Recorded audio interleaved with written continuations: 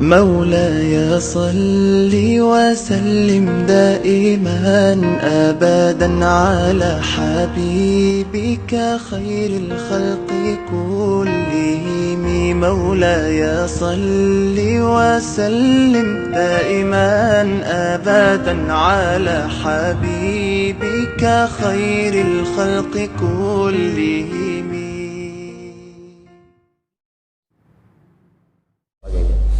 Semoga Allah beri Ustadz selalu sehat, amin. Ada sebagian orang menganggap Rasulullah itu tidak buta huruf karena beliau pedagang. Buta huruf itu bukan nggak bisa ngitung. Ini orang nggak bisa mendefinisikan buta huruf. Buta huruf itu tidak bisa menulis, tidak bisa membaca, tapi ngitung dia hebat. Banyak kakek-kakek, mbah-mbah kita nggak bisa baca, nggak bisa tulis, tapi dagang hebat. Dia ngitungnya pakai sekian. Dia nggak bisa nulis, nggak bisa baca, tapi ngitung hebat.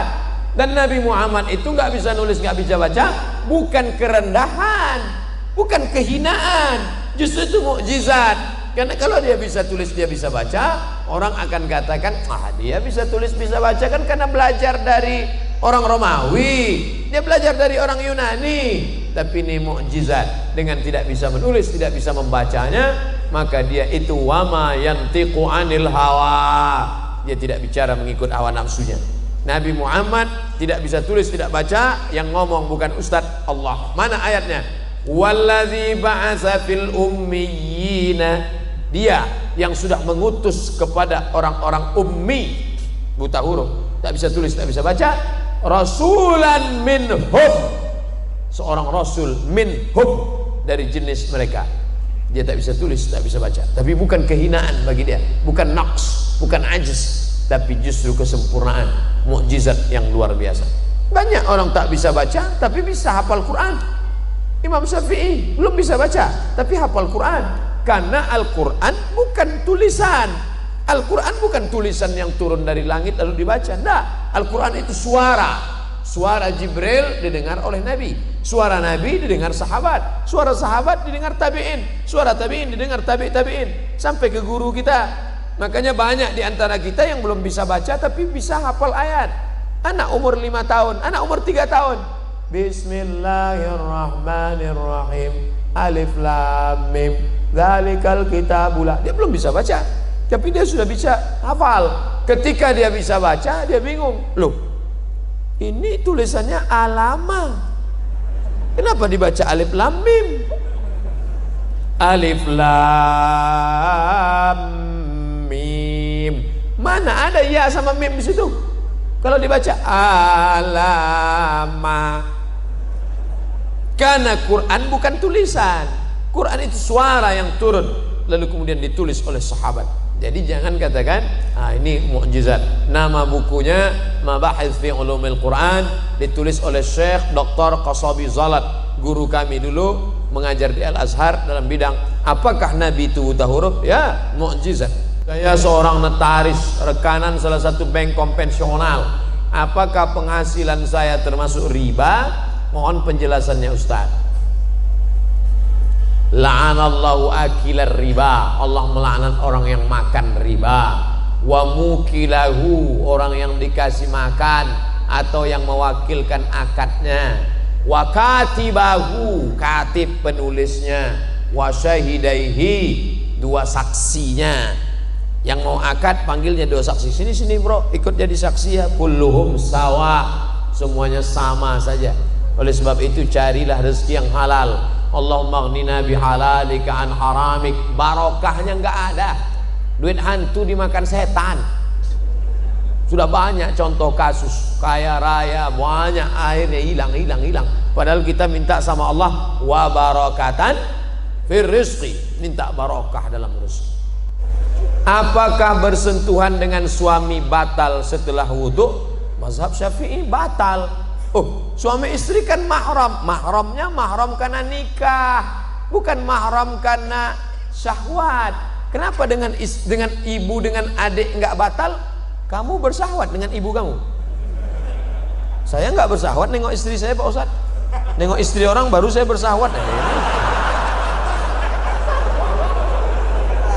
Bedakan mahram karena musyawarah, karena nikah, dengan mahram karena nasab. Dengan adik perempuan, dengan kakak perempuan, dengan ibu, dengan bibi, adik ibu, kakak ibu, itu mahramnya mahram muabbad sampai mati.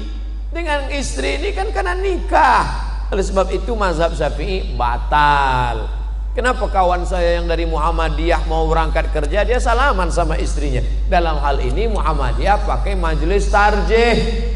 Majelis tarjih Muhammadiyah mentarjihkan mazhab Maliki. Kalau bersahwat batal, nggak bersahwat nggak batal. Dan cara wuduknya Muhammadiyah pakai cara Maliki, yang airnya bukan seperti cara Syafi'i. Cara Syafi'i yang dipakai NU, Perti, Al-Wasliyah, ambil air. Habis itu ambil air lagi untuk telinga. Nah itu kalau Maliki enggak, itu yang dipakai Muhammadiyah. Semua rambutnya basah satu kali nyambung ke telinga. Basah.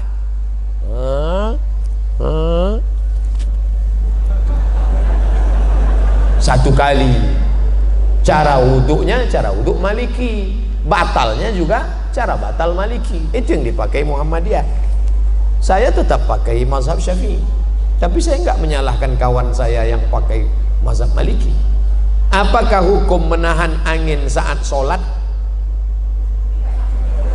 Hukum nahan kentutnya itu makruh, sholatnya sah. Hukum nahannya itu makruh, sholatnya tetap sah. Tapi kalau antum sopnya di belakang, ya lepaskan aja. Daripada antum tahan sampai 4 rakaat loh.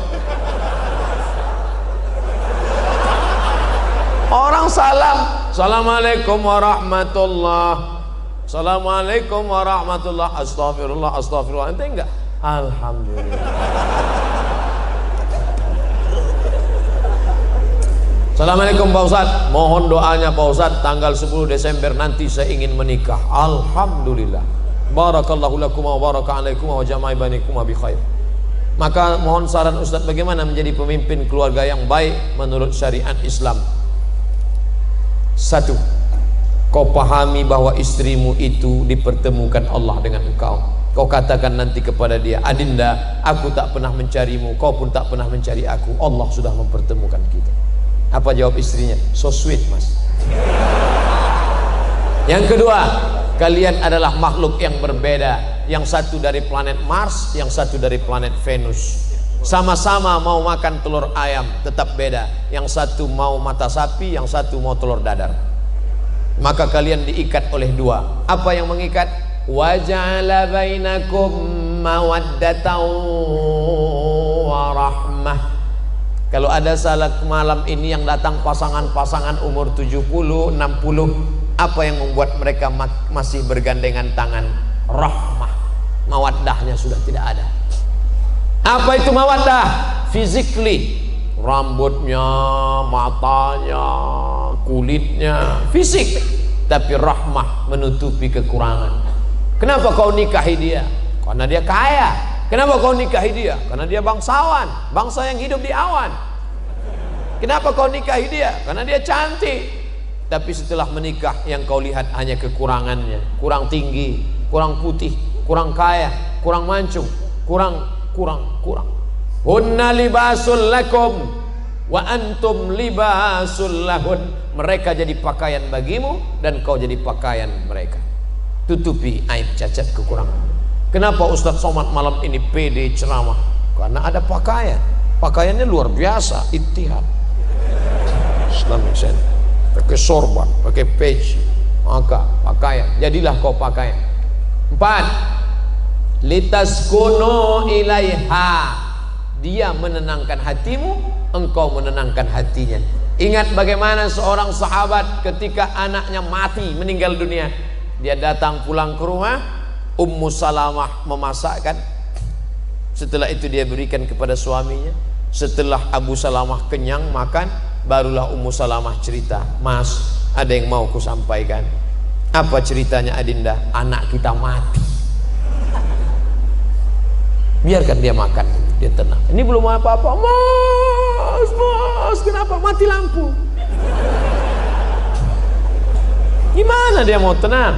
Litaskunu ilaiha. Yang keempat, dia menjadi tanggung jawabmu dunia akhirat. Dulu kau sendiri saja usolli sunnatat tahajud, tapi sekarang kau sudah ada gerbong satu di belakang. Siapa dia? Istrimu. Maka nanti malam, hari ini akad nikah, nanti malam usolli sunnatat tahajud rakaataini imaman. Makmumnya siapa? Istrimu. Kau ambil air, kau bangunkan dia untuk tahajud. Bangun. Itu kalau nikahnya udah 20 tahun. Tapi bagi yang baru nikah kemarin, oh, wake up my honey, wake up my darling. Wah, dia bentang gelar sajadah di depan. Apa judul kita malam ini? Di bawah mihrab cinta. Allahu Akbar. Sampai salam nggak bunyi. Loh, Kanda, kenapa engkau tidak bersuara? Ada apa gerangan? Adinda, bersyukurlah pada Allah, kebetulan kau dapat imam silent. Ya Allah, aku bersyukur kau sudah kirim seorang imam bagiku. Masalah dia bunyi nggak masalah. Terlama-lama bunyi juga. Yang kelima, dia menenangkan hatimu. Yang kelima, hasil dari pernikahan kalian yang berwudu, yang soleh, lahirlah anak-anak waladun salihun yang mendoakan sampai mati. Jadilah kau pemimpin rumah tangga. Nanti setelah menikah, ajak istrimu pengajian. Betapa indahnya kalau istri hobi ngaji, suami ngaji. Tapi kalau suami mau ngaji, istri mau karaoke. Oh, بك خير